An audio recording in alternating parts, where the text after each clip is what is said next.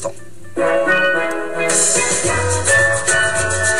Philippe Laville sur RTL ce matin à la part des anges. Je vous souhaite une très bonne fin de semaine.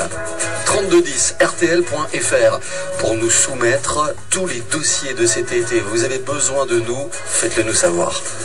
Je passe du temps dans les nuages à m'inventer des voyages. Ce petit quelque chose qui s'évapore, la part des anges. Philippe Laville sur RTL. RTL vous aide. Jean-Michel Zeka. Et donc, après l'histoire de Théo, voici l'histoire de Pierre. Pierre Didier Jean, qui est à Saint-Dié-des-Vosges. Bonjour Pierre. Bonjour. Bienvenue sur RTL. On va travailler pour vous dans quelques instants, Pierre, parce que vous en avez besoin. Pierre.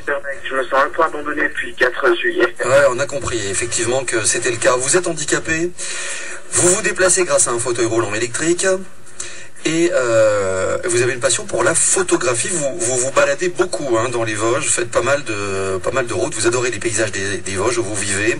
Et grâce à ce fauteuil roulant électrique, vous pouvez vous déplacer pour faire donc ces photos qui sont votre passion. Vous trouvez que la photographie vous permet aussi de nouer des contacts avec des gens et on comprend bien que socialement c'est important pour vous.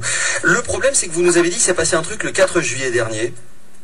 Oui, là j'ai un genre de fourgon express qui m'a rentré dedans sur un passage piéton juste près de la cathédrale. C'est ça, vous traversiez une route sur un passage piéton, vous avez été renversé. Donc vous avez été hospitalisé pour une blessure à la jambe. Voilà, c'est ça. Et on imagine que le traumatisme, le choc aujourd'hui est encore terrible. Oui, parce que en fait, on est déjà choqué de l'accident. Et après, on est choqué parce qu'on doit se débrouiller complètement tout seul pour faire face à plein de papiers, plein de déplacements pour les soins, pour plein de choses comme ça, alors qu'on est déjà un peu limité en temps normal. Et je ne minimise pas la situation, mais on peut dire que physiquement, ça va, vous vous en sortez pas mal.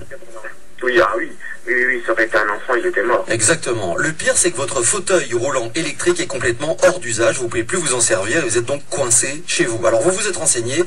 Il se trouve que, moi, ça m'a surpris, ça, mais les assurances, la région, la Sécu ne peuvent pas prendre l'achat d'un nouveau fauteuil en charge. Il paraît qu'ils ne les remplacent que tous les 5 ans. Et vous avez bénéficié d'un fauteuil neuf il y a 2 ans, qui maintenant est complètement détruit et vous n'avez pas les moyens d'en acheter un neuf.